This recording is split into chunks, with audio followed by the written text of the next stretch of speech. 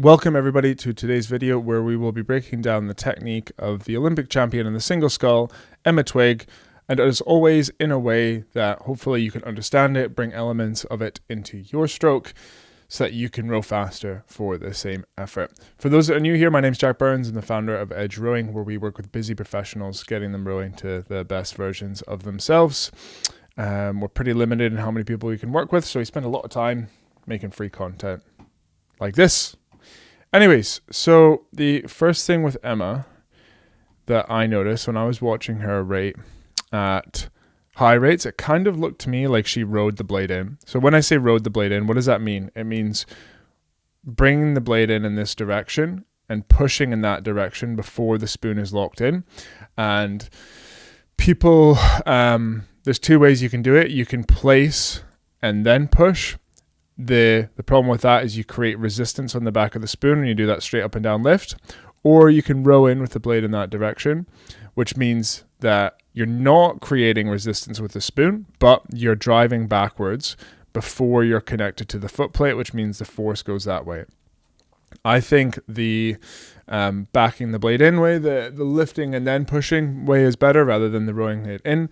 But it's interesting, when I slowed it down Emma's rowing, it looked like she was getting connection before she pushed. So that was interesting to see.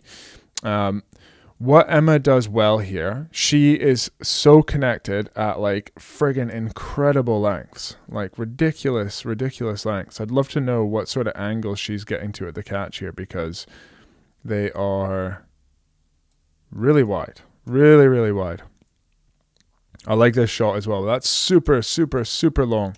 They say in singles, in most boats, you shouldn't get further than 69 degrees ahead of the pin. And to me, that looks longer than that. That's super long. And the other thing about Emma that she does well is she is able to hit that length at really high stroke rate, which is crazy. Normally when people get up to stroke rate, they shorten. But, you know, this is, in my opinion, why I think Emma goes. The first reason I think she goes fast, there's two big reasons that I think she goes fast. The first one is the connection that she gets to here and how long this is. Just like there, she's locked in, suspended, and she has all of this length at the front. Just crazy length. And then as she, let's break down how she's doing this lift right. So the first thing that Emma does is she taps her hands down low. This means that she has space underneath the water, which means she can float forward and square relatively, early. Start squaring early. She does leave it like a bit late, but it means that she can be very direct with the hands, where she comes down low and then she just lifts straight up. Once she is rocked over, she is also very still with her body. So her mobility is like really good. When she gets to here with the body, kind of half slide, she's rocked over and she's set. Her shoulders are in front of her hips, and this body position doesn't move. She also keeps really good relaxation with the shoulders, and as she slides forward, there's loads of stillness here. And all she's doing, because she's got her hands low, she can just be nice and simple with that lift. Connect. Again, really good patience here. The key is, the mistake a lot of people will make is they don't like this position here. They go, oh, I don't like it, get me out of here. And then they push before they're connected. Whereas Emma, she places, and because the spoon still needs to go into the water, let's try and find an angle where...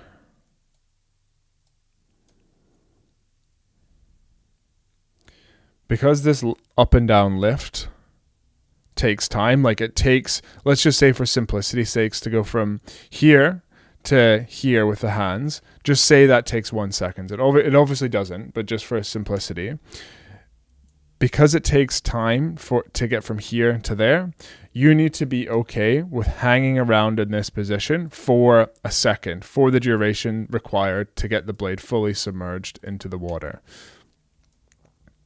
And what people will get wrong is they'll maybe get the lift right, they'll get that placement right, but they'll go, oh my God, right, I need to get out of here. And then they'll start driving when they've only got maybe kind of like 1/4 of the blade underneath the water. And they push before they're actually locked in, and they end up just kicking on the stern before they're ready to go, which Emma does well. And the longer you row, the harder it is to be patient here. So Emma just does a really good job of being super crazy length. That's crazy length.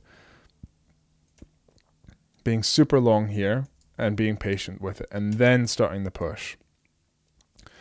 She also kind of one of her characteristics seems to be the right shoulder is lower than the left, and the right hand goes lower than the left, which is interesting. I don't know if that's an anatomy thing, but or a habit or whatever, but I mean,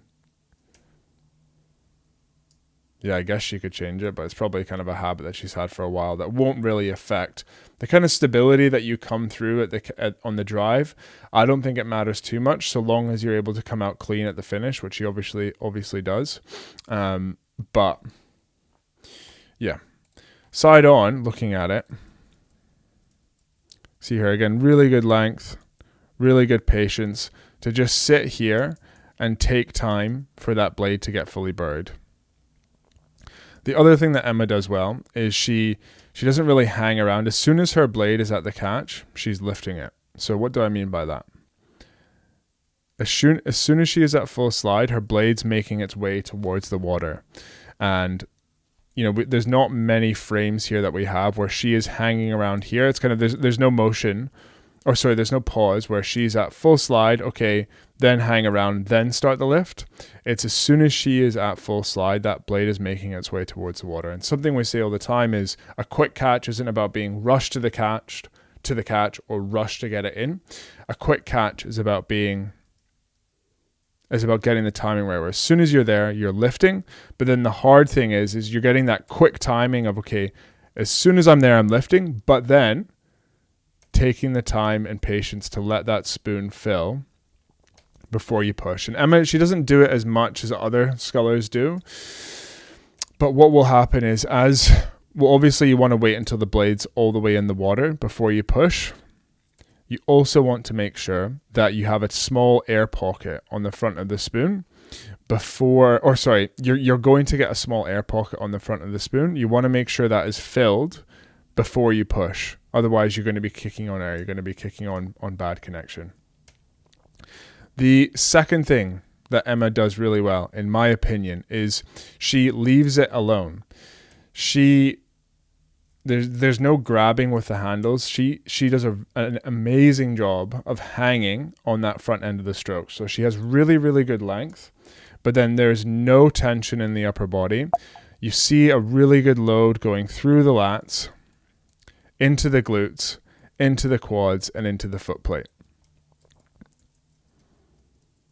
Just no tension there. It's just, there's almost like, she's got hooks on her handle here, and then it's like a string that's attached to kind of her shoulder socket, which is an analogy you can think about. Imagine you don't have arms, you just have two ropes, and they're attached to your shoulder socket, and they are hooked onto the oar.